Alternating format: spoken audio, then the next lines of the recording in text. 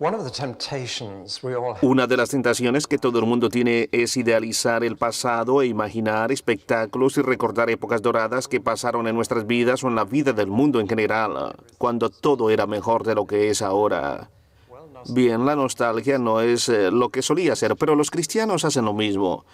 Y muchos cristianos miran atrás hacia una cierta época en la historia de la iglesia, la cual creen que fue ideal, y tratan de revivirla. Por ejemplo, algunos regresan al reavivamiento o al avivamiento del país de Gales. Y si tú vas a Gales, ellos hablan sobre 1904 y de cuán maravillosos fueron aquellos días. Otros regresan aún más lejos, al avivamiento metodista en el siglo XVIII. Existe un buen número de cristianos en Inglaterra quienes idealizan la era puritana. Si solamente fuéramos como fueron los puritanos, otros regresan a la Reforma. En el momento hay un resurgimiento en el Anabaptista del siglo XVI y está influenciando a muchos cristianos en este país. Otros van aún más atrás, en aquellos buenos tiempos, los días de los padres de la Iglesia o al periodo del Nuevo Testamento. Seguramente dicen la Iglesia fue ideal en el periodo del Nuevo Testamento. Pues no lo fue. La Iglesia del Nuevo Testamento tuvo problemas. La Iglesia tenía demasiada presión desde afuera, pero también tenía grandes problemas desde adentro. Ahora quiero decir algo más. La Iglesia nunca fue destruida por presión desde afuera. Aquella presión solo la fortalecía más.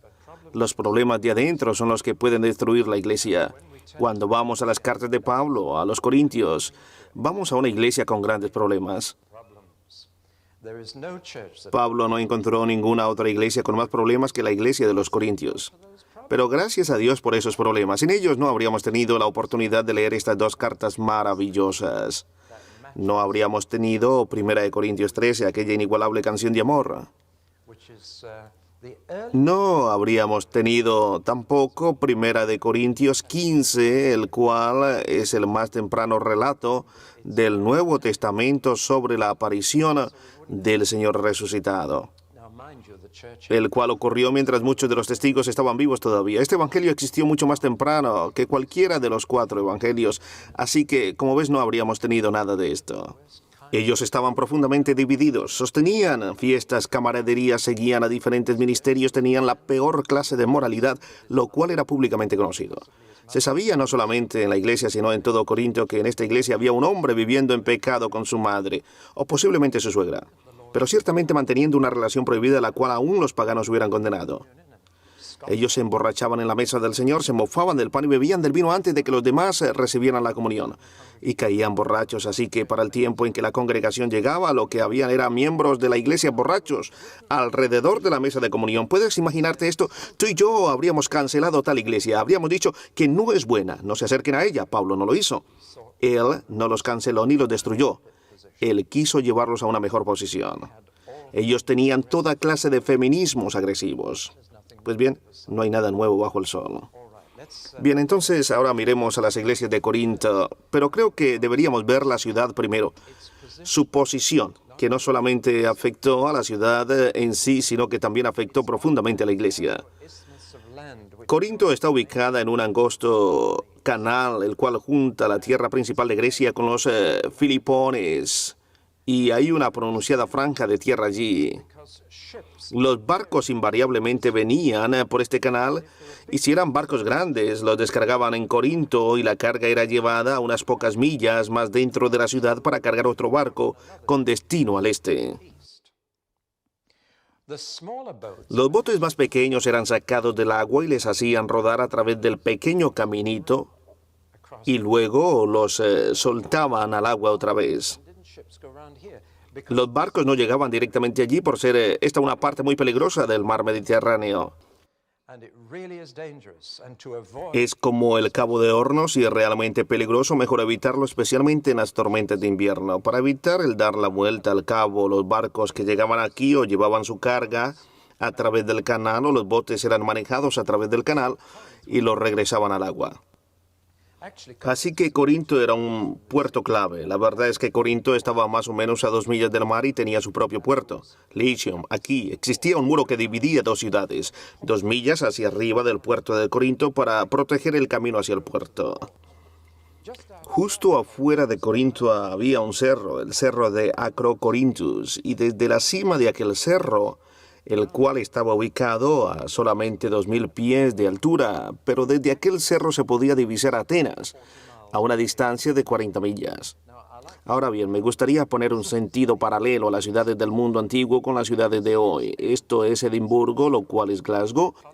Me perdonan todos los escoceses aquí, pero la verdad es que Edimburgo es una ciudad refinada con una universidad y donde la gente de Edimburgo vive el Festival del Arte, mientras que aquí está el puerto, una ciudad industrial, Glasgow.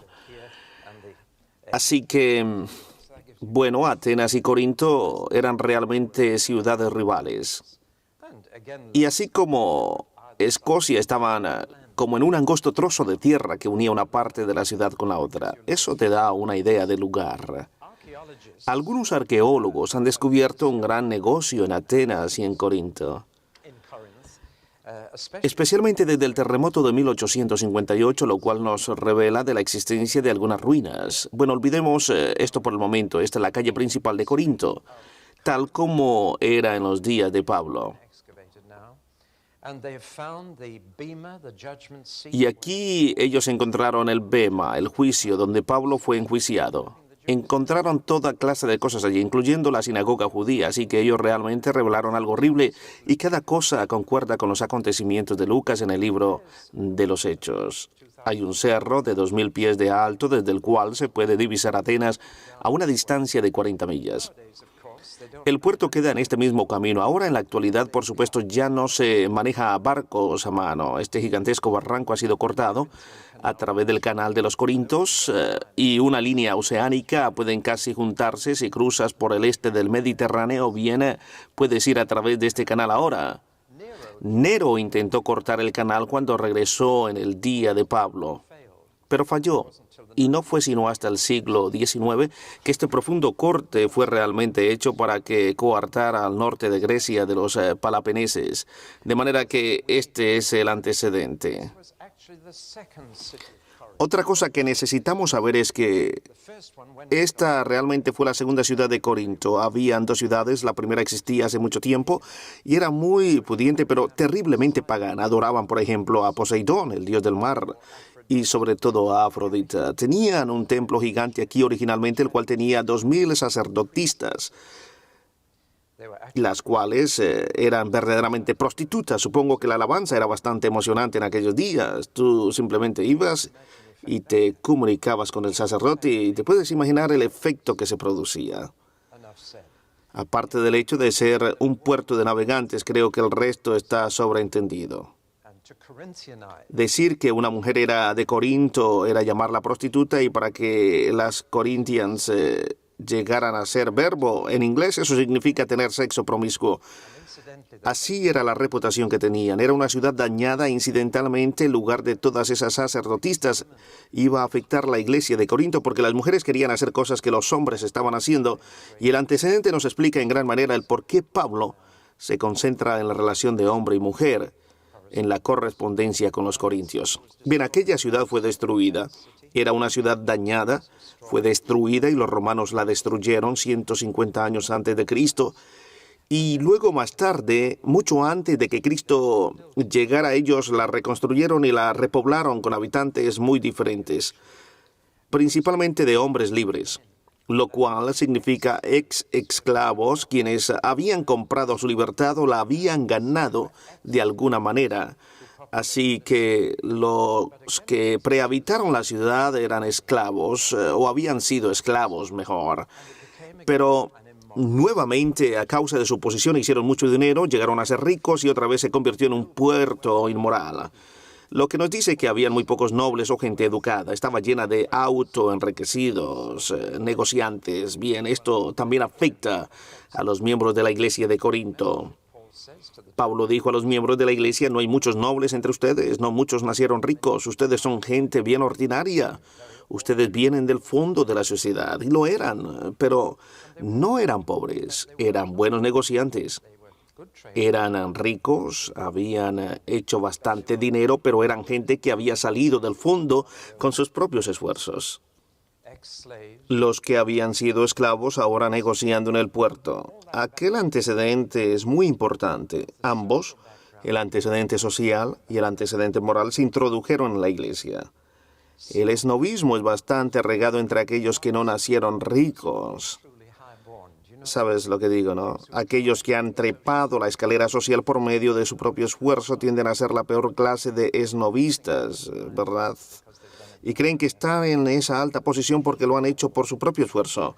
Los verdaderos ricos son usualmente bastante humildes, pero los esnovistas son aquellos quienes han abierto paso por sí mismos, y esa clase invariable empieza a comparar ministro con ministro y a formar camarillas y divisiones en la iglesia. Si ves cómo el antecedente empieza a entrar en la iglesia, eso sucede con todas nuestras iglesias. Todos tenemos un pasado, pero hemos venido a Cristo. Tú no pierdes todo tu pasado inmediatamente, lo traes a la iglesia y eso crea problemas, los cuales no son realmente problemas espirituales, sino problemas sociales. Sabemos que hay problemas sociales en las iglesias de Inglaterra. No nos engañemos, y hay problemas morales también. A causa de nuestro pasado, cada uno de nosotros llega a considerar cosas diferentes como correcto o incorrecto, y cuando las juntas resultan cosas como que algunos cristianos dicen que no es incorrecto tomar alcohol, algunos dicen que está bien y así, y en algunos lugares como en Noruega, los cristianos fuman como fábrica de chimenea, mientras que en otros lugares no lo hacen. Y estas diferencias tienen que ver con la conducta moral y tienen que ver con los antecedentes y no con principios. Se tiene que aprender a vivir juntos como cristianos con sus diferentes antecedentes. Toda esa clase de cosas aparece muy claras en la correspondencia a los Corintios. Sin embargo, las dos más grandes batallas en cualquier iglesia son estas: cómo mantener la iglesia en el mundo y cómo mantener al mundo fuera de la iglesia. Y la mayoría de los problemas pastoralmente pueden ser puestos bajo cualquiera de estas cabezas. Vamos a ver eso en particular aquí. Te das cuenta que la primera ciudad fue bien griega, pero la segunda ciudad era bien romana. Era aún igual de inmoral, pero su cultura era diferente. Era la cultura romana la que se imponía en Corinto. La ley romana era la ley en Corinto, y eso enfatiza en que la ley quería decir que algunos de los miembros de la iglesia en Corinto ponían sus propias leyes. Se ponían el uno contra el otro, y el litigio era muy común en Corinto y se había introducido en la iglesia.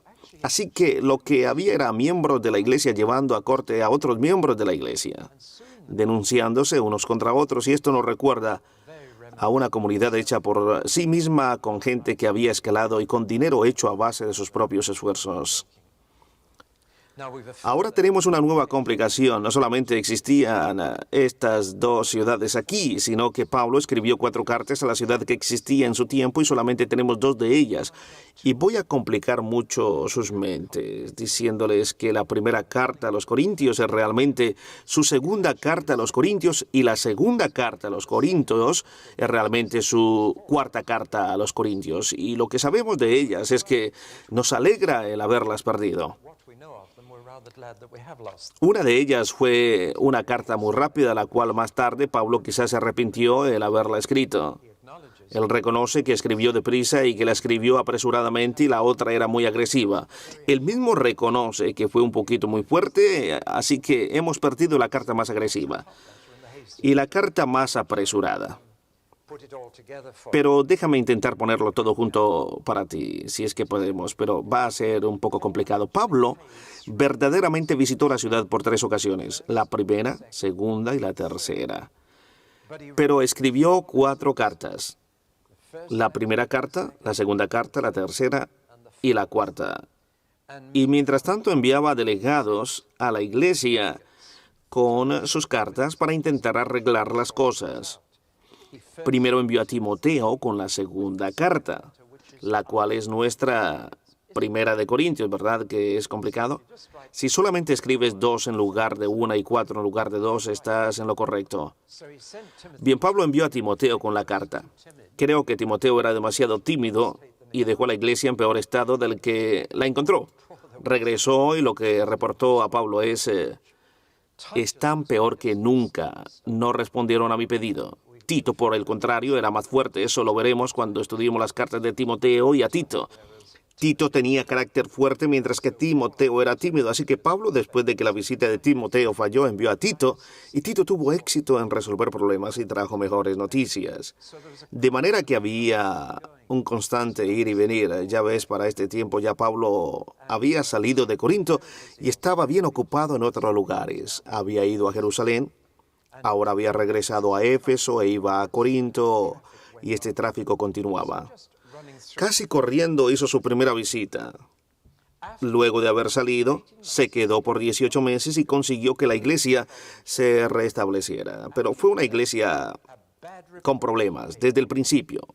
Después de haber dejado un mal reporte, peores cosas vinieron a él, de que las cosas habían empeorado en la iglesia, así que envió la primera carta, la rápida. Les escribió una rápida nota diciéndoles que pongan las cosas correctas. Vino también otro reporte de una familia que era de Éfeso. La casa de Chloe trajo otro reporte negativo, demostrando que la primera carta tuvo exactamente la reacción opuesta. Una carta escrita al apuro puede ocasionar eso. Ellos tal vez respondieron en forma violenta a la primera carta de Pablo. Eso no lo sabemos. Podemos encontrar parte de ello en 1 Corintios 6:7. Esta es solamente una conjetura. No lo sabemos, pero ese pedacito suena un poco como a esa carta hecha a prisa, la cual trata de componer la situación con un gran martillo, pero no lo hizo. Es como tratar de enderezar una lata de tu carro. Si tienes una abolladura o un lado de tu auto, no tomes un martillo y golpees al otro lado del abollado, porque lo arruinarás de una vez.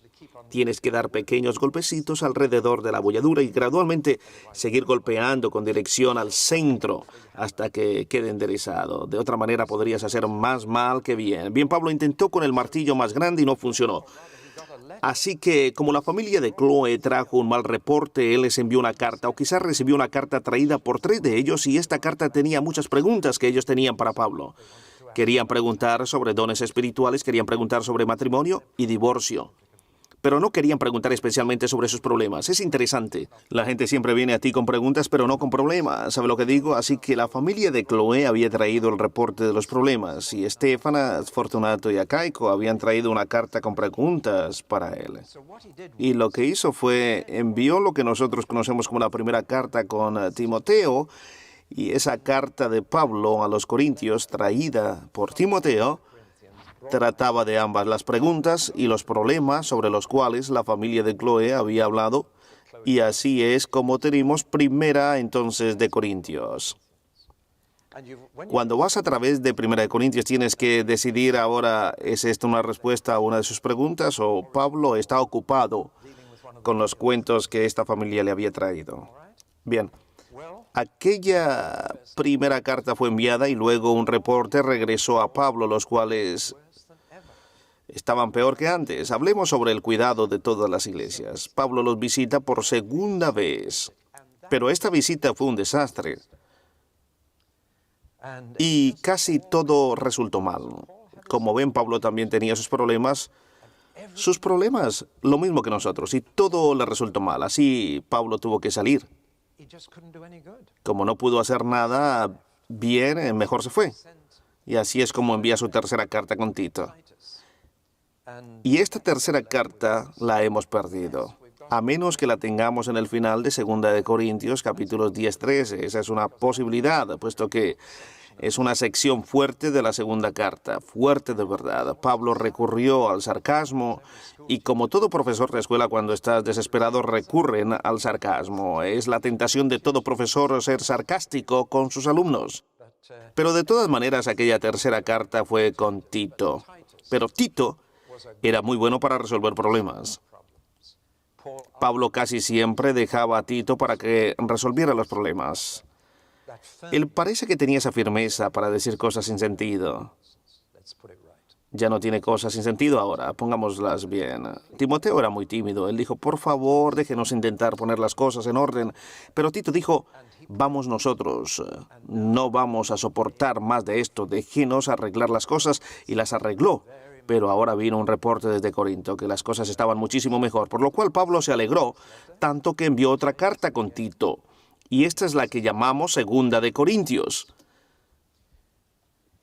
Y luego Pablo finalmente los visitó por tercera vez, Y por última vez, una visita muy placentera. Así que realizó su primera visita cuando empezó con ellos. Una segunda visita, la cual resultó terriblemente mal, por lo que tuvo que irse, no fue capaz de comunicarse con ellos. Y luego realizó la tercera visita, la cual fue verdaderamente placentera. Ahora bien, ese es el tipo de problemas que Pablo tuvo con solamente una iglesia. Bueno, aquí estamos con estas dos cartas, pero otra vez gracias a Dios que las tenemos. El contraste entre estas dos cartas es bien marcado. La primera carta trata de asuntos prácticos. La segunda carta trata de insultos personales. La segunda carta completa trata de que Pablo está indignado por la manera que ellos lo habían insultado y realmente lo hicieron. Así que asuntos prácticos, insultos personales. La primera carta fue sobre lo que él pensó que estaba mal con ellos. La segunda carta se trata de lo que ellos pensaban que estaba mal con él. Si pones estas cosas en tu mente simplemente como un contraste, serás más capaz de entender el contraste. La primera carta se concentra en los miembros de la iglesia y cómo los miembros de la iglesia debían portarse. Pero la segunda carta se concentra en los ministros, pastores, líderes y cómo deben ellos comportarse. Así que hay un contraste muy claro entre estas dos cartas. Si las has leído o lo debes haber notado, déjame ir a través de ellas otra vez. La primera carta, asuntos prácticos, la segunda carta, insultos personales. La primera carta acerca de lo que Pablo pensaba sobre los corintios. La segunda carta, lo que los corintios pensaban sobre Pablo. La primera carta, cómo debían ser los miembros de la iglesia. La segunda carta, sobre cómo debían ser los ministros de la iglesia. Ahora bien, espero que esto te haya dado una idea sobre las dos cartas. Ahora podemos ver en más detalle la primera carta a los corintios. Veremos a esta primero.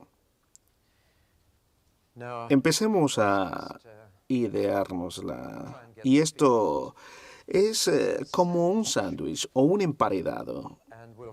Pero vamos a olvidarnos del pan por el momento. Concentrémonos en el relleno. Pero es un sándwich entre la crucifixión y la resurrección.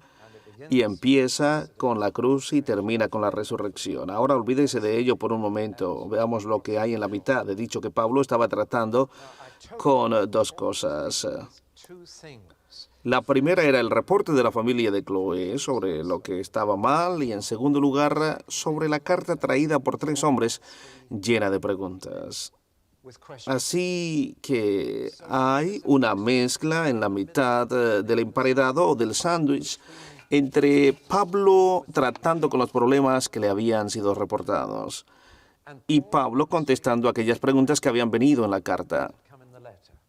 Pero no trata con todos ellos, los cuales son como dardos. Creo que él está tratando de disfrazar el hecho de que se está durmiendo sobre lo que ha escuchado. ¿Sí entiendes lo que estoy diciendo? Así que está tratando con una serie de problemas, pero solamente con un tercio, quizás la mitad de los problemas sobre los cuales ha escuchado y la mitad de los cuales habían preguntado. Vamos a tomarlos ahora. Las cosas que él escucha, los cuales ellos no mencionaron en la carta, pero que él sabe que están sucediendo. División entre los miembros, inmoralidad en la membresía, miembros llevándose a corte y denunciándose los unos contra los otros, litigación, inserción de idolatría, relación de hombre y mujer y particularmente su rol en la iglesia. Y el hecho de emborracharse en la cena del Señor e irrespetarla, abusarla.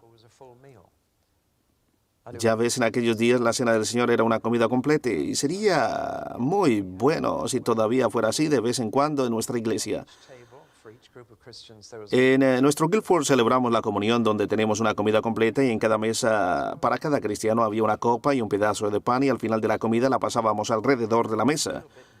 Así es como era hecho en la iglesia con los primeros cristianos. Era parte de la comida. La comida se fue reduciendo poco a poco, mayormente por el abuso de los corintios. Y se redujo a un poquito de pan y un poquito de vino, lo cual paró a la gente de comérsela toda y emborracharse. Así que creo que perdimos algo a causa del abuso de los corintios. No sé si tú te das cuenta de ello. Se supone que debió haber sido una fiesta de amor. una comida al final de la cual se recordaba a Jesús, y me parece que sería bello si regresáramos a eso. Pero lo que pasa cuando tenemos comidas en la iglesia, la gente trata de tener siempre mejor comida que la anterior. Y aún las comidas organizadas en casas para grupos tienden a agrandarse hasta cuando no tengan ninguna oración. Solamente se reunían para comer. Lo hemos visto suceder. Estos eran los problemas que Pablo había escuchado. Por eso les escribe para corregirlos. Y luego ellos le preguntaron acerca del matrimonio y divorcio y de volverse a casar, lo cual es el asunto principal. Incidentemente, la Biblia nunca ha dicho que el divorcio es pecado. Dice que el volverse a casar es pecado, lo cual es una distinción muy importante. Ellos preguntaron acerca de ofrecer carne a ídolos, porque la mayoría de la carne que ellos compraban ya había sido involucrada en ceremonias de religiones paganas, como por ejemplo lo que es una especie de carne en Nueva Zelanda. Como Nueva Zelanda perdió el mercado de Europa, tiene que vender su mutton principalmente al Medio Oriente, donde existe un gran mercado para esta carne de cordero, que es realmente la comida favorita en esta parte del mundo. Y por supuesto, para hacer eso, ellos ahora tienen que tener musulmanes en Nueva Zelanda para supervisar la matanza de los corderos y decir oraciones sobre este. Así que si compras carne de cordero en Nueva Zelanda, estás comprando mutton que ya ha sido involucrado en ceremonias musulmanas. ¿Entiendes lo que quiero decir? Ese es exactamente el problema que tenían en Corinto, porque el matadero era un lugar religioso y la carne era ofrecida a ídolos antes de que sea puesta a la venta en los mercados, y eso creaba problemas de conciencia para los cristianos. ¿Deberíamos comer carne que ha sido ofrecida a ídolos o deberíamos hacernos vegetarianos a causa de la idolatría que existía detrás de los mataderos? ¿Me está siguiendo? Bien, ese era un problema. También preguntaron sobre matrimonio, divorcio y el volverse a casar. Preguntaron sobre carne ofrecida a ídolos y particularmente preguntaron sobre dones espirituales, porque ellos tenían muchos de ellos, y la verdad es que Pablo agradeció a Dios porque ellos tenían el don de lenguas y el de profecía y milagros. Tenían todos los dones espirituales. Cada miembro de la iglesia en Corinto había sido bautizado en el Espíritu y cada miembro de la iglesia tenía un don espiritual, y Pablo agradecía a Dios que esta era una iglesia carismática, pero al mismo tiempo era una iglesia carnal. Es posible ser una iglesia carismática y carnal. Eso significa simplemente que tener todos los dones espirituales, pero no tener los frutos espirituales que necesitas para manejar los dones correctamente. Pero ellos preguntaron sobre aquello, así que llegó un punto en que Pablo dice, ahora en lo concerniente a los dones espirituales. Bien, ahora Pablo habla de sus preguntas, y eso nos causa un poquito de problemas aquí en esta sección, tales como cuando Pablo cita lo que dicen o cuando cita lo que él piensa, y eso ha llevado a varios malentendidos o malinterpretaciones. Por ejemplo, en un punto de la carta, Pablo dice que es bueno que el hombre no se case, pero está diciendo o está citándolo.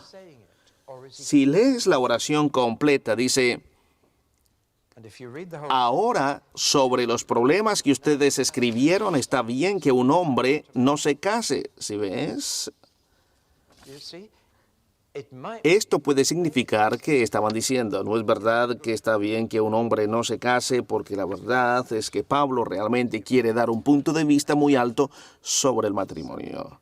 Así que debemos ser un poquito cuidadosos con esto. Por ejemplo, cuando dice que la mujer debería guardar silencio en la iglesia, ¿está citándolo para ellos o está citándolo para el mismo? ¿Cuál sería? Porque en esta misma carta él anima a las mujeres que oren y profeticen en la iglesia. Ya ves la clase de problema. Así que yo solamente lo estoy poniendo aquí porque mejor es que seamos cuidadosos con 1 Corintios cuando lo interpretemos y lo apliquemos. Tienes que ser realmente muy cuidadoso de no citar algo como que viene de Pablo, mientras que él expresa es lo que la carta que ellos enviaron dice, de la cual habla después. ¿Te das cuenta ahora? Pero la mayor parte de la carta es bastante directa. Ahora bien, el problema es aplicar el libro de Corintios, y algunos lo hacen utilizando un código legalístico y lo aplican literalmente y en forma legalista. Ahora permítanme ilustrarles. No somos demasiado ciegos como para copiar la práctica, como para no encontrar el principio que Pablo está aplicando y luego aplicarlo a nuestras situaciones. ¿Están conmigo? Tomemos un ejemplo de fuera de Corintios para hacerlo más simple. Es asombroso cuántos cristianos han pensado que Jesús quería que tengamos en la iglesia una ceremonia de lavamiento de pies. Así que algunas iglesias de cuando en cuando suelen decir, el próximo domingo tendremos lavamiento de pies. Y todo el mundo se aseguraba de lavarse los pies antes de ir a la iglesia. Esto se convirtió en un ritual, una ceremonia. Eso para mí es una aplicación legalista de las Escrituras. Déjenme decirles por qué Jesús lavó los pies de sus discípulos. Esa es la pregunta. ¿Por qué lo hizo? La respuesta es porque sus pies estaban sucios. ¿Entiendes?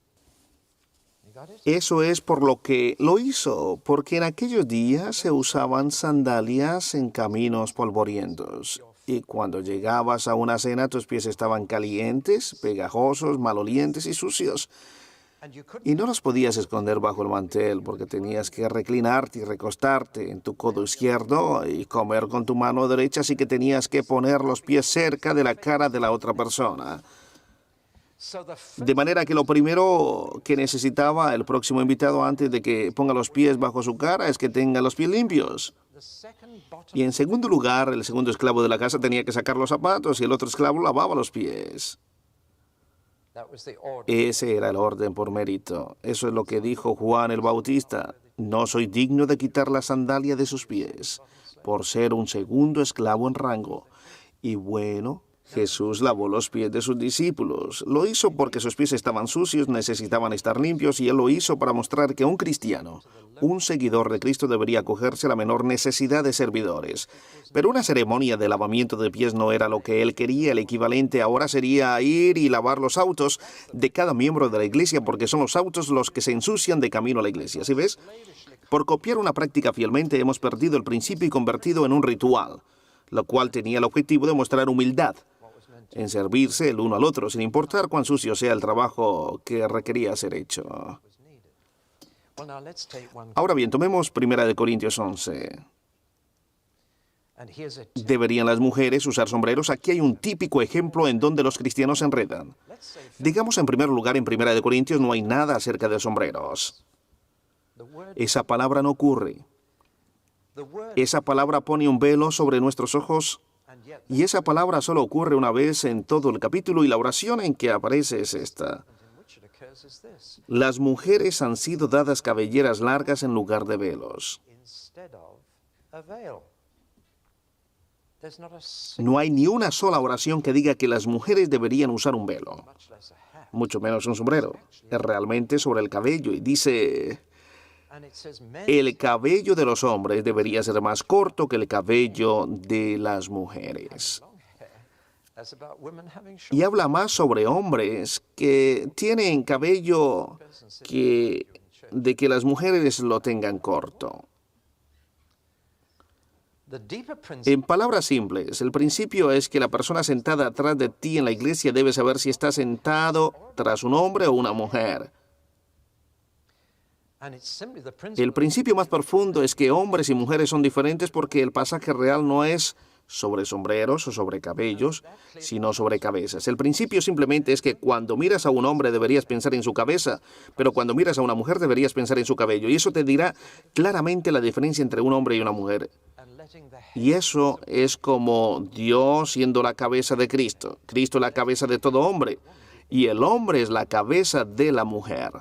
Ya ves el principio, pero el principio subrayado es que todavía somos varón y hembra en Cristo. No hemos sido neutros. Todavía somos lo que Dios nos creó, y que cuando adoramos a Dios, no adoramos a Dios como persona, sino como hombre y mujer. Y estamos dispuestos a aceptar lo que Dios nos hizo, y eso es porque el transvestismo es condenado en la Biblia.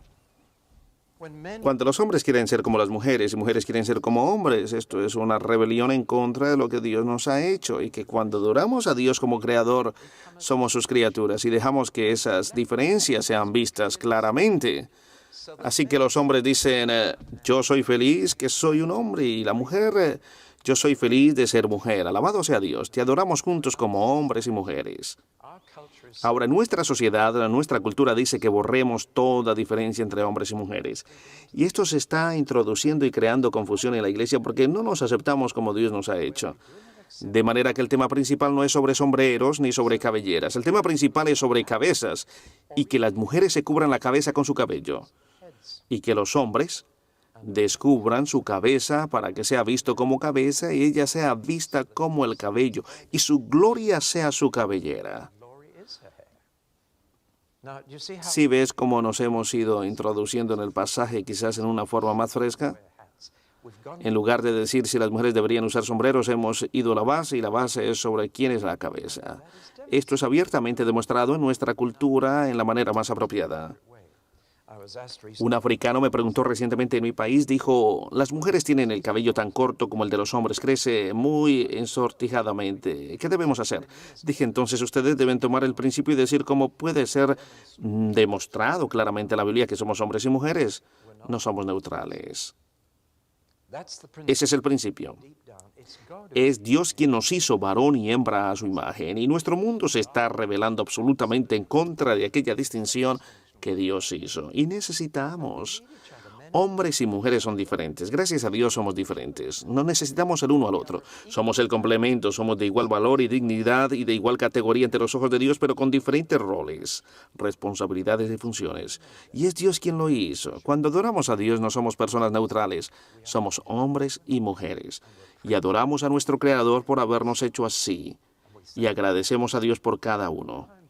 Ahora, ¿cuán importante es aquel principio? Porque allá en Corinto, tanto como hoy, la gente trataba de destruir toda diferencia que Dios había puesto para darnos variedad, para darnos complementariedad, para darnos belleza y romance. Dios no intentaba chauvinismo, pero tampoco intentó crear rivalidad. Dios quiere que nos comportemos como hombres y mujeres y que lo adoremos como hombres y mujeres, y lo deberíamos hacer libremente.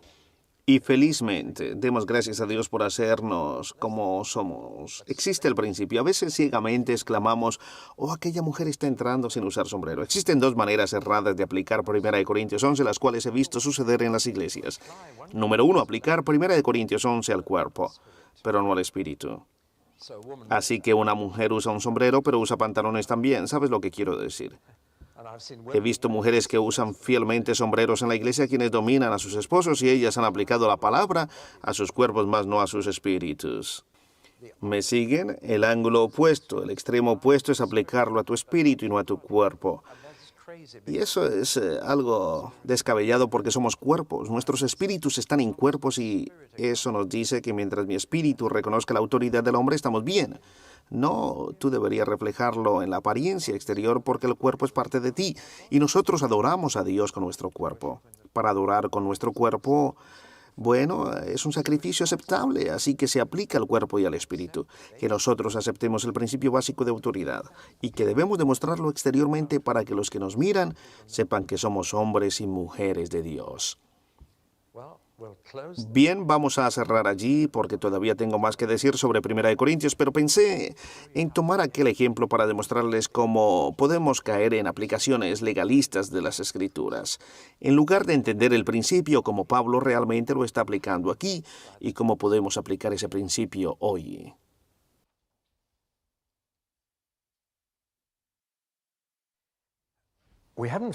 No hemos terminado 1 Corintios todavía, pero antes de seguir adelante, permítame mencionar una cosa muy importante.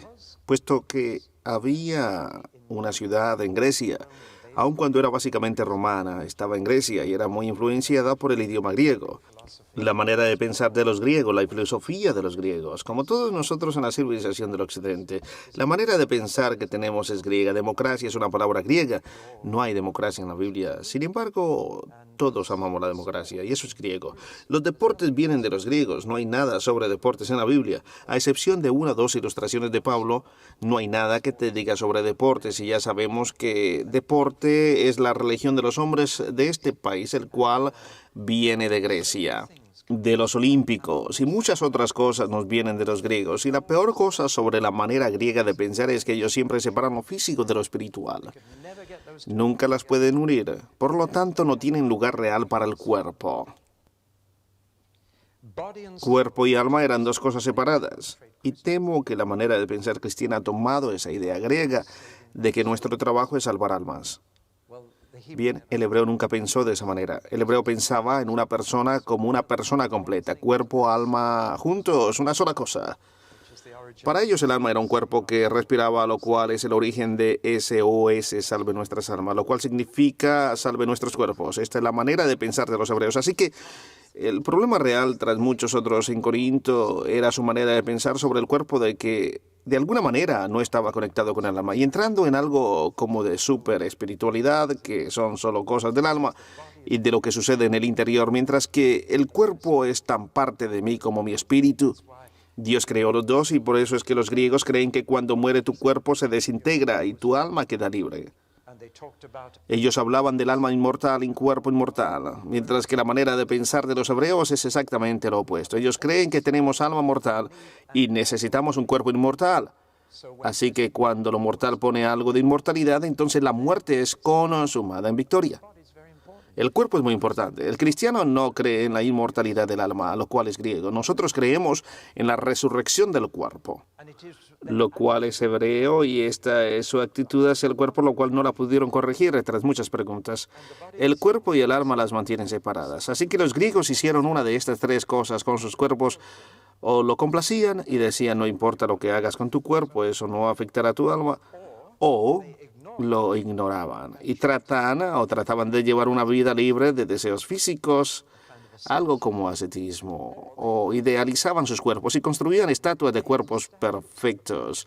Y eso se ha introducido en nuestra cultura del oeste, en nuestra cultura occidental. Si te has fijado en las estatuas griegas, los deportistas estaban desnudos porque ellos idealizaban el cuerpo. Todas estas son actitudes equivocadas sobre el cuerpo, porque Pablo tuvo que decir a los corintios, no saben que su cuerpo es el templo del Espíritu Santo, y lo que hagan con su cuerpo afectará su alma. De manera que emborracharse en la mesa del Señor significa afectar tu vida espiritual. Y visitar prostitutas es afectarlo. Lo que estás haciendo es juntar a Cristo con esa prostituta, porque tu vida es parte de Cristo ahora.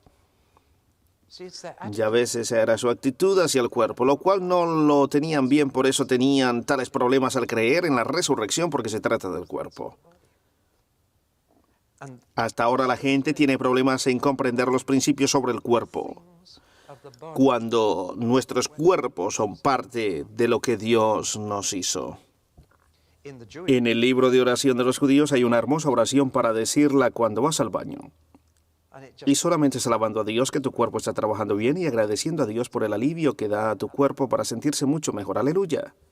Para nosotros esto no es nada espiritual. Cuando voy a baños de familias cristianas, algunos son realmente empapelados con textos devocionales o tienen pilos de libros devocionales a un lado de la taza del baño. Todo lo que pueda quitar mi mente de lo que estoy haciendo y pensar más bien en cosas espirituales. Pero para el hebreo, él alaba a Dios por su cuerpo. Pero cuando envejeces y no lo puedes contener, desearías haber agradecido a Dios cuando tu cuerpo estaba trabajando correctamente. ¿Ya ves? Esa es la manera de pensar de los hebreos. Y ponen el cuerpo en un entendimiento correcto. El cuerpo del Espíritu Santo y la iglesia es el cuerpo de Cristo. Es todo un cuerpo que se ve. Por lo tanto, lo que realmente hagas con tu cuerpo, por ejemplo, la longitud de tu cabello, es parte de tu espiritualidad. ¿Te das cuenta? No es algo que está desconectado de tu alma. Tú estás adorando a Dios con tu cuerpo.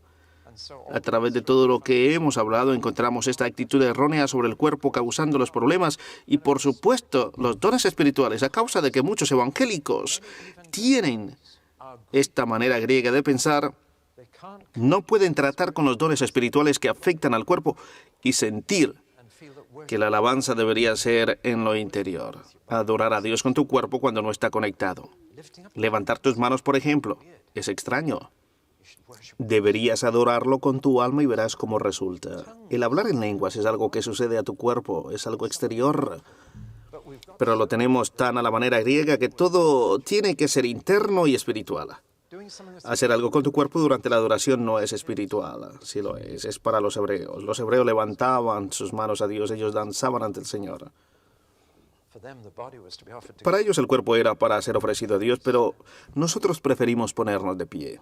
La única parte del cuerpo que estamos permitidos usar es la boca. ¿No es increíble? Pero Ya ves tu cuerpo, presentar tu cuerpo como sacrificio vivo. Eso es lo que Corintios enfatiza. Bien, dones espirituales son dones corporales, milagros, sanación son dones corporales. No es muy espiritual, ¿verdad? Porque sucede con los cuerpos de las gentes. El hablar en lenguas es algo que sucede a tu cuerpo, es externo.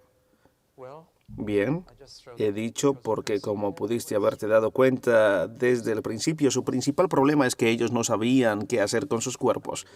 Estaban haciendo cosas equivocadas a la derecha, izquierda y centro, así que el celibato era considerado mucho más santificado que el matrimonio. Y San Agustín, temo poner el último clavo allí, y siempre después de San Agustín ha habido la sospecha oculta de que de alguna manera el sexo no es santo, lo cual es totalmente no hebreo, porque todo rabí tiene que ser casado. El sacerdocio célibe es un anatema en las Escrituras. Hay un llamado, un don espiritual de celibato, pero eso es algo diferente. No es ninguna cosa más santa que el acto físico del amor. Lo que me trae a otro principio muy grande y positivo. Ellos nunca realmente entendieron lo que es el amor. Y hoy en día, desafortunadamente, la palabra inglesa o española amor cubre una multitud de cosas. Y nosotros tenemos el mismo problema. Cuando él hablaba sobre dones espirituales, agradecía a Dios que ellos tenían dones espirituales. La mayoría de 1 Corintios 12, 14 sería sin importancia en la mayoría de las iglesias que visito, porque ellos ni siquiera los tienen. Por lo tanto, 1 Corintios 12, 14 es un desperdicio para ellos. Está escrito, la verdad es que el capítulo 12 trata de los dones espirituales y el capítulo 13 trata sobre dones espirituales. Van juntos, pero el capítulo 12 es sobre dones espirituales solamente. El capítulo 13 habla sobre dones espirituales sin amor y el capítulo 14 es la manera verdaderamente excelente que forma los dones espirituales con amor. Pero al final de todo trata sobre dones espirituales. Y hay también el hablar en lenguas en el capítulo 13. Sin embargo, la gente deliberadamente ignoraba ese trozo. Pero todo está allí y él dice la cosa más primordial que ustedes no tienen, ese es el amor. Observemos algunas palabras griegas que expresan amor. Ellos eran más cuidadosos con su vocabulario de lo que somos nosotros. Nosotros usamos la palabra amor para cualquier cosa, casi para todo, pero ellos tenían palabras diferentes para ellas. Y habían 3 aspectos diferentes del amor que ellos tenían y que nosotros necesitamos copiar. Había el amor que expresaba atracción sexual, deseo carnal, ser atraído físicamente. Ellos tenían 2 palabras para esto. Una de ellas era buena y la otra era mala. La palabra buena para atracción sexual era eros, un nombre falsamente dado a aquella estatua ubicada en Piccadilly Circus en Londres, la cual debería ser llamada Ágape porque fue hecha a la memoria de Lord Shaftesbury, el cual es el ángel de la misericordia, no Cupido, pero allí lo tienes. Todo el mundo conoce Eros en Piccadilly. Eros, del cual tenemos la palabra erótico. Luego la mala palabra era epitumia, la cual era la palabra más vulgar para nombrar la peor clase de lujuria. Eros no es necesariamente mala palabra. Solo quiero que esto quede bien claro, pero epitomia es realmente mala. Pablo siempre se refiere a epitomia como una manera mala de atracción, la cual es puramente promiscua y está basada en atracción física. Para algunas personas tú resultas atractivo, para otras no. Esto es esencialmente asunto de la carne, del cuerpo, de la forma del cuerpo. Es esencialmente amor emocional, es amor dependiente, es dependiente de aquel objeto que atrae lujuria y tan pronto como cesa ya tú nunca más tienes ese amor por la otra persona. Temo que muchos matrimonios se basan en ello solamente. Tan pronto como la atracción se va, con los años, así también el amor desaparece. En un sentido, este es básicamente amor sexual. Luego tenían otra palabra, Filadelfia, que viene de filos y adelphia, de hermano, lo que significa gustar a alguien. Es una palabra que se refiere a afección antes que atracción. Es esencialmente una palabra que viene del pensamiento. Tienes amigos con los que te llevas bien porque tienen gustos, puntos de vista similares, es afección, es amor hermanal. Y puede suceder entre 2 hombres o entre 2 mujeres. A propósito, cuando eros pasa es entre hombre y mujer. Cuando es epitomia puede ser entre 2 hombres y 2 mujeres. Pero esto es una afección. Es caso de 2 mentes que se gustan mutuamente y tienen simpatía y empatía el uno con el otro. Por lo tanto, es una cosa intelectual. No quiero decir con esto que es académico, lo que quiero decir es que es cosa del pensamiento y es interdependiente. Se dependen mutuamente. Dependen en los pensamientos y gustos e intereses de cada uno. Luego existe esta otra palabra la cual los griegos muy raramente la usan, porque difícilmente la vieron. El amor ágape es el amor de atención. Es el amor que da atención a la gente. No es amor de atracción o afección de mutua interdependencia. Es un amor que da simplemente atención, que se interesa en alguien. Por lo tanto, es primordialmente un acto de voluntad. Tú decides sentir amor ágape por alguien que has notado que nadie le presta atención. Tú decides ir y darle tu atención. Eso puede suceder en una reunión como esta. Algunas personas pueden ser naturalmente atraídas mutuamente. Debe haber Filadelfia aquí. Si es que hubiera ágape, entonces alguna persona notaría que alguien está sola y nadie habla con él o con ella. Eso es ágape, es amor de atención. Y es también entonces amor de voluntad, que tú decides hacerlo. Por lo tanto, junto con estas tres clases puede ser ordenado. Amarse los unos y los otros. Tú no puedes ordenar esa clase de amor. Tú no puedes decir a dos personas, ustedes se deberían gustar mutuamente. Tú no puedes decir a un hombre y a una mujer, ustedes deberían enamorarse mutuamente. Pero les puedes decir que se amen, amor ágape mutuamente. Es, por lo tanto, un amor voluntario, amor de voluntad. Eso puede ser ordenado. Te puedes ordenar a ti mismo. Y, por lo tanto, es bastante independiente de la persona que estás amando. La persona a quien amas no necesita ser atractiva o afectuosa, ni siquiera agradecida. Tú sanas al paralítico, sea este agradecido, no, porque le amas con amor ágape. Los griegos raramente usan esta palabra porque la encuentran raramente en la gente. Encuentras una cantidad inmensa de aquello en el mundo, muy poquito de aquello, muy poquito. Y si este es el amor de Dios, Dios no nos ama porque somos atractivos. Tampoco porque somos fáciles de amar. Nos ama porque Él ama, dice la Biblia. Porque ama a los judíos. Puedes encontrarlo en el Antiguo Testamento. No porque ellos son una gran nación, sino porque Dios es amor. Y Él escogió cuidarles. Un puñado de esclavos que a nadie le importaba. Dios dijo, yo los voy a cuidar. La palabra cuidado es más cercana al amor ágape que la palabra amor, y esto era lo que ellos no tenían. Este es sacrificial, este es amor sexual, este es amor social, este es amor de sacrificio que es capaz de pagar cualquier precio por el cuidado de alguien. Amor asombroso. Este es el amor que Dios tiene para nosotros, que aun cuando éramos pecadores, Dios nos amó con amor ágape.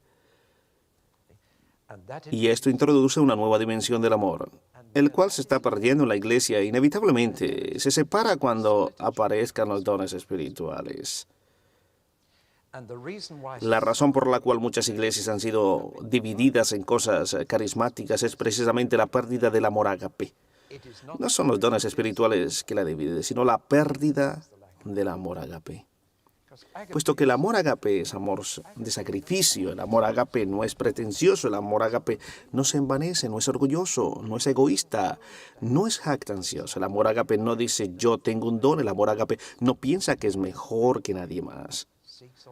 Tener amor ágape quiere decir soportarlo todo, creerlo todo, lo espera. Si tú tienes amor ágape, tú puedes sobrellevar los dones espirituales, pero si no lo tienes, carambas, pueden ser bastante peligrosos. Madurez quiere decir crecer en amor. Ahora tolerar la fe, esperanza y amor ágape, no fe, esperanza y eros, no fe, esperanza y Filadelfia. Hay muchas iglesias cálidas, con mucha afección, porque tú mismo gustas de la gente. Tú sabes un buen número de clubes de gente religiosa que tienen gustos similares en música y adoración. Eso no es amor ágape. Ágape es cuando tienes muchas diferencias y aún así te preocupas por lo demás o por los demás y puedes vivir con ello. Bien, esa fue una pequeña exposición de 1 Corintios 13. Ahora debo completarlo. El relleno básico de los sándwiches o de los emparedados, todos estos problemas y los principios del cuerpo, los principios sobre el amor. Los principios son para ser excavados y aplicados a la solución de nuestros problemas. Pero al principio y al fin de la carta, Pablo tuvo que hablar sobre dos cosas fundamentales. Lo primero es que ellos olvidaron la cruz, porque la palabra cruz significa ofensa para los griegos. ¿Por qué? ¿Por qué un cuerpo clavado en una cruz puede traer salvación espiritual? Otra vez salió a relucir el viejo tema, el cuerpo. La cruz era muy corporal para los griegos. Esta era una forma de salvación que tenía que ver con un cuerpo clavado a un árbol. Y no lo podían soportar, así que lo olvidaron. Y la cosa es que cuando tú te alejas de la cruz y te olvidas de ella, empiezas a dividirlo entre dos cosas. Y Pablo dice entonces, fue Pablo crucificado por ustedes, fue Apolo crucificado por ustedes, fue Pedro crucificado por ustedes. ¿Por qué entonces se arriman detrás de un líder humano? Ellos no murieron por ustedes. Por eso es que tomábamos pan y vino regularmente para permanecer en la cruz y permanecer recordando la crucifixión, que fue Jesús quien murió por nosotros, no tu pastor. Nosotros no seguimos a seres humanos, ¿sabes? En las divisiones de Corinto estaban aquellos que decían, bien, nosotros somos seguidores de Pablo, nosotros seguidores de Pedro, nosotros seguiremos a Lutero, nosotros somos seguidores de Wesley, nosotros somos, no voy a decir ningún nombre moderno porque déjame decirte que hay muchos. Entre todos ellos había un pequeño grupo que se identificaba como seguidores de Cristo. Pablo decía que era igual de malo. Ahora bien, hay otro punto muy interesante. Me quedo asombrado cuando voy a una ciudad tan grande como Birmingham y encuentro una nueva congregación pequeña llamada a sí misma Congregación Cristiana de Birmingham, como si no hubiera otra congregación cristiana en Birmingham, a excepción de ellos. Nosotros somos de Cristo. Eso es tan malo como si tuvieran un nombramiento. Son denominacionales, pero nosotros somos solamente cristianos. Sabes que puede decir que es completamente espíritu errado. Y Pablo dice que algunos de ustedes se identifican como somos de Cristo. Y eso es tan malo como decir somos de Pedro, si lo están utilizando para distinguirnos de los demás, por los cuales Cristo murió también. Nunca te olvides de la crucifixión. Al final de la carta ellos tenían dudas sobre la resurrección porque como griegos ellos creían en la inmortalidad del alma, pero lo que ellos no podían soportar era sobre la resurrección del cuerpo. Para ellos el cielo con cuerpo de alguna manera no sería cielo. Por eso es que la gente piensa que los muertos andan flotando algo así como espeluznando la atmósfera espiritual. Escuchen, nuestro futuro es tener nuevo cuerpo, un cuerpo real que lo puedas tocar como este. Estoy ansioso por mi nuevo cuerpo. Y Jesús tuvo un nuevo cuerpo después de la resurrección. Él podía comer pescados y podía prepararse desayuno. Así es nuestro futuro. La verdad es que nuestro futuro es una tierra completamente nueva y viviremos en una nueva tierra con nuevos cuerpos y Dios vivirá en la tierra con nosotros. Eso es muy difícil de acuerdo con la manera de pensar de los griegos. Por eso es que tenían dudas sobre la resurrección. Primera de Corintios 15 es el primer récord de los testigos de la resurrección del cuerpo de Jesús. Una vez más, la cosa más importante en Corintios es cuerpo. Cuerpo. Bien, creo que debemos dejar Primera de Corintios y movernos a Segunda de Corintios, porque no estoy aquí para llevarles a través de toda la Biblia. No podríamos hacerlo en el tiempo que tenemos, pero lo que estoy aquí haciendo es darles un tipo de resumen, un pequeño bocado de un libro de la Biblia para que ustedes mismos lo puedan entender. Veamos 2 de Corintios ahora, o Segunda. Es la carta de Pablo menos metódica y más personal, es casi toda una autobiografía. Pablo habla de sí mismo de principio a fin. Si la primera carta fue para miembros de la iglesia, la segunda es para líderes de la iglesia, ministros y líderes de la iglesia deberían leer Segunda de Corintios regularmente. Si Primera de Corintios fue lo que Pablo pensaba sobre los corintios o sobre los corintios, esto es lo que ellos pensaban sobre él y la relación iba mal entre los corintios y Pablo. Había 2 fases. Fase 1 fue después de que él salió de Corinto. Esto es siempre una prueba que sucede después de que un líder se va. Yo tengo una carta muy simpática después de dejar la iglesia de Charles von St. Peter en Buckinghamshire. Una dama muy querida escribió: querido pastor, las cosas han ido mejor desde que se fue. Esa frase fue muy simpática porque la podía llevar donde quiera que quisiera. Ponerlo así es sabio. Lo que pasó cuando un líder deja, o lo que pasa cuando un líder deja su comunidad es una gran prueba para su ministerio. No lo que pasa mientras está allí, sino lo que pasa cuando se va. Bien después de que Pablo se fue, sucedieron dos cosas. La primera fase es que tuvieron otros buenos líderes. Vino Apolo, vino Pedro, así que tuvieron otros buenos líderes. El problema entonces fue que empezaron a compararlos. Ellos dijeron, bien, ¿quién crees que predicó el mejor sermón? A mí me gustó más el último ministro. A mí me gusta más el actual ministro. A mí me gusta más el próximo. Ustedes tienen todo, ¿verdad? Nunca comparen líderes con líderes. Es absolutamente fatal, puesto que ninguno de ellos fue crucificado por ustedes. Pero luego, en la segunda fase, tuvieron algunos malos líderes. Los líderes que vinieron a Corinto se decían ser apóstoles especiales. Es interesante que usen este título. Ellos dicen, ustedes realmente nos necesitan.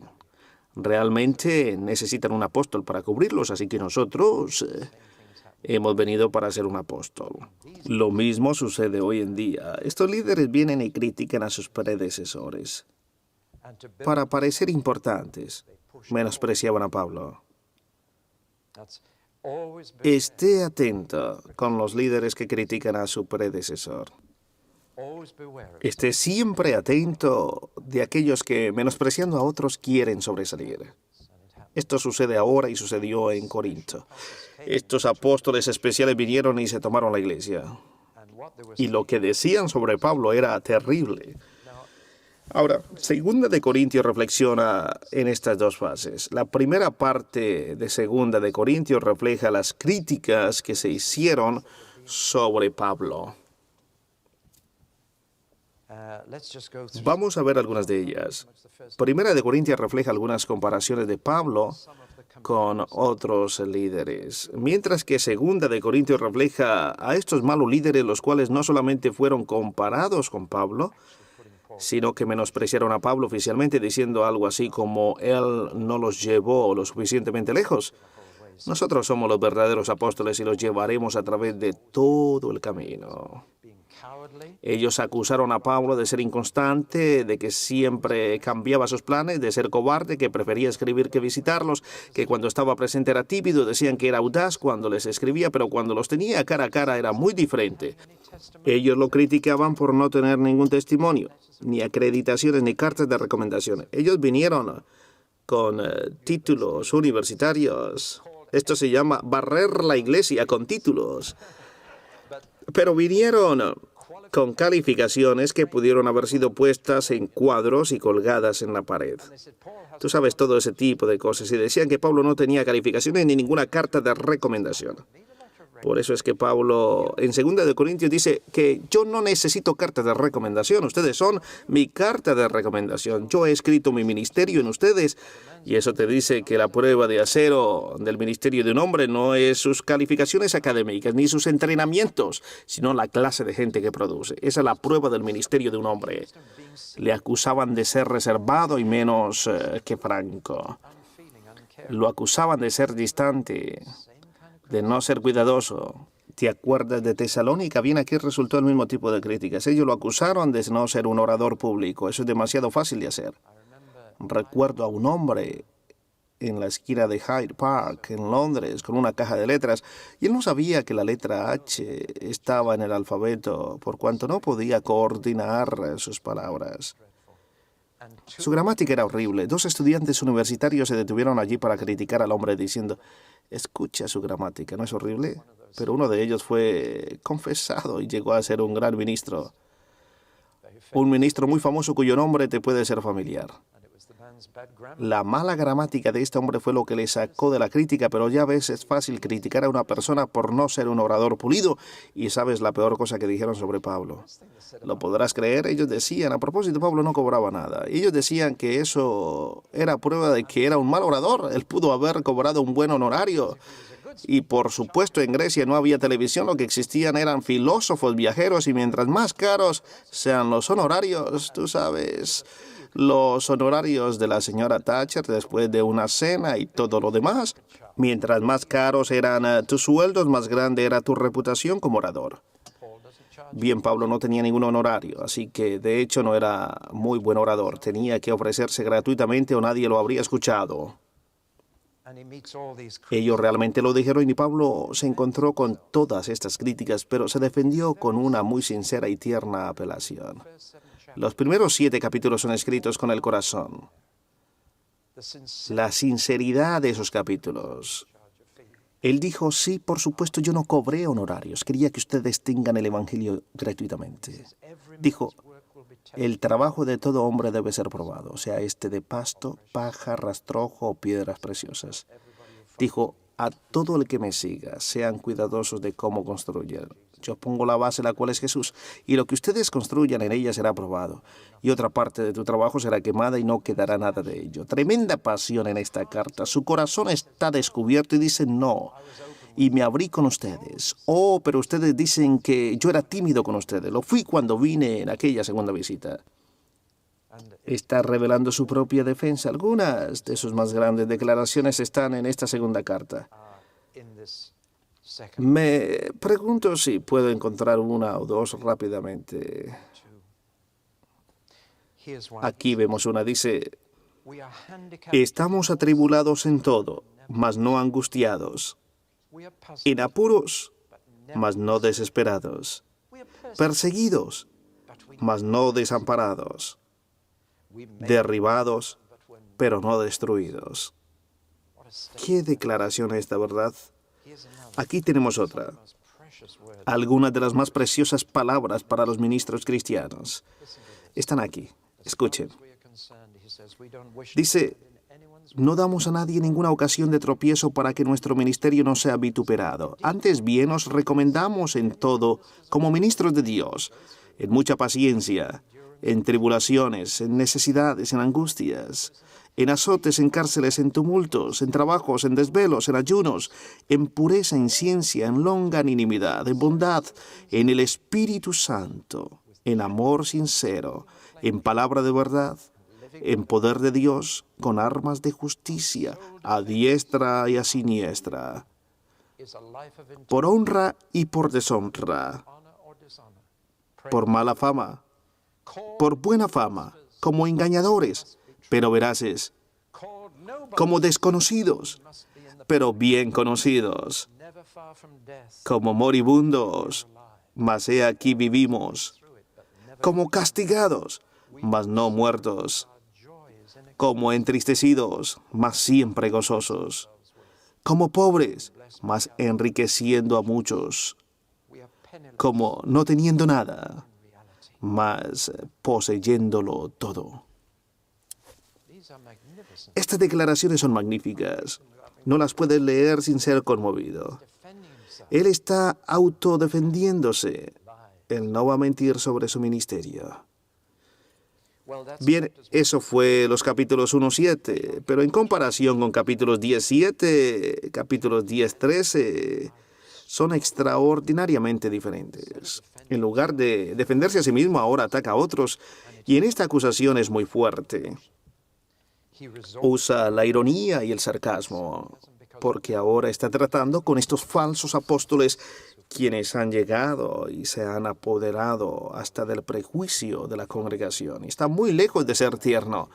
Lo que les he leído son palabras muy tiernas, pero ahora él realmente se vuelve drástico y creo que lo mejor es que les lea algo porque así podrán enfocarlo de diferente manera. Entonces, leamos lo siguiente.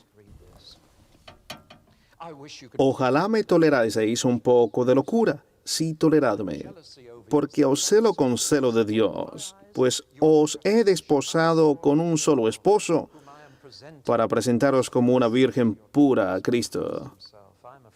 Pero temo que, como la serpiente con su astucia engañó a Eva, vuestros sentidos sean de alguna manera extraviados de la sincera fidelidad a Cristo. Porque si viene alguno predicando a otro Jesús que el que os hemos predicado, o si recibís otro espíritu que el que habéis recibido, u otro evangelio que el que habéis aceptado, bien lo toleráis. Y pienso que en nada he sido inferior a aquellos grandes apóstoles. Pues aunque sea tosco en la palabra, no lo soy en el conocimiento. En todo y por todo os lo hemos demostrado. Pequé yo humillándome a mí mismo, para que vosotros fueseis enaltecidos. Por cuantos os he predicado el Evangelio de Dios de balde, he despojado a otras iglesias, recibiendo salario para serviros a vosotros. Y cuando estaba entre vosotros y tuve necesidad, a ninguno fui carga. ¿Por qué? Porque no os amo, Dios lo sabe. Mas lo que hago lo haré aún para quitar la ocasión a aquellos que la desean, a fin de que en aquello en que se glorían sean hallados semejantes a nosotros. Porque estos son falsos apóstoles, obreros fraudulentos, que se disfrazan como apóstoles de Cristo. Y no es maravilla, porque el mismo Satanás se disfraza como ángel de luz. Así que no es extraño si también sus ministros se disfrazan como ministros de justicia, cuyo fin será conforme a sus obras. Otra vez digo que nadie me tenga por loco, o de otra manera recibidme como a loco, para que yo también me gloríe un poquito. Lo que hablo no lo hablo según el Señor, sino como en locura, con esta confianza de gloriarme. Puesto que muchos se glorían según la carne, también yo me gloriaré. Porque de buena gana toleráis a los necios, siendo vosotros cuerdos. Pues toleráis si alguno os esclaviza, si alguno os devora, si alguno toma lo vuestro, si alguno se enaltece, si alguno os da de bofetadas. Para vergüenza mía lo digo. Para eso fuimos demasiado débiles, pero en lo que otro tenga osadía, hablo con locura, también yo tengo osadía. ¿Son hebreos? Yo también. ¿Son israelitas? Yo también. ¿Son descendientes de Abraham? También yo. ¿Son ministros de Cristo? Como si estuviera loco, hablo yo más, en trabajos más abundantes, en azotes sin número. Este es un juego absurdo, pero mira mi lista. En cárceles más, en peligros de muerte muchas veces de los judíos, 5 veces he recibido 40 azotes menos 1. 3 veces he sido azotado con varas, 1 vez apedreado, 3 veces he padecido naufragio, 1 noche y 1 día he estado como náufrago en alta mar, en caminos muchas veces, en peligros de ríos, peligros de ladrones, peligros de mi nación. Peligros de los gentiles, peligros en la ciudad, peligros en el desierto, peligro en el mar, peligros entre falsos hermanos, en trabajo y fatiga, en muchos desvelos, en hambre y sed, en muchos ayunos, en frío y en desnudez. Y además de otras cosas, lo que sobre mí se agolpa cada día, la preocupación por todas las iglesias.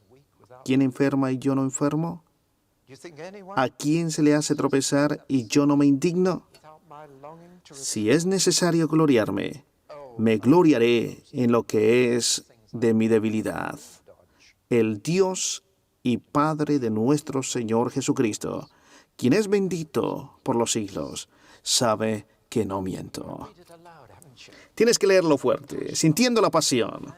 El hombre está diciendo estos falsos apóstoles, yo los acuso. Yo mínimo me defiendo. Él lo está haciendo por su iglesia, por su evangelio. Segunda de Corintios es también un sándwich, un emparedado, y en la mitad él dice ahora la recaudación. Lo cual es lo que la gente solía decir, pero Pablo tenía un corazón real para calmar la hambruna, y creo que él también lo creyó. Él pensó, si puedo lograr que estos corintios dejen de preocuparse por ellos mismos y empiecen a preocuparse por otros, eso va a ayudar. Así que él se detuvo para apelar por ayuda, para recaudar un fondo, para solventar la hambruna en la mitad. Y aquella sección 8-9 contiene algunas grandiosas enseñanzas acerca de el dar para los cristianos. Y si tú quieres enseñar a tu gente a dar, usa aquellos 2 capítulos de la mitad de Segunda de Corintios. Bueno, esas son las cartas de Pablo a los Corintios. La primera trata de sus problemas, la segunda trata de su problema con ellos, con aquella odiosa comparación con otros buenos líderes, y luego, aún peor, con aquellos malos líderes, los cuales vinieron y se tomaron el lugar, y los cuales se ensalzaron degradando a Pablo. Pablo no tenía nada de eso, y puedo subrayar que él no lo es. Él no dice todo esto para defender su reputación, sino para defender el Evangelio, lo cual es su objetivo. Porque si la gente quiere evadir el mensaje, ataca al mensajero, lo cual es una manera muy sutil, una manera de no hacer el bien que el Evangelio dice. Bien, vaya y lea las dos cartas, y léalas en voz alta para que tome el tono de voz. No las lea en voz de iglesia. Léalas con el corazón para que sean fuertemente convincentes para nosotros hoy.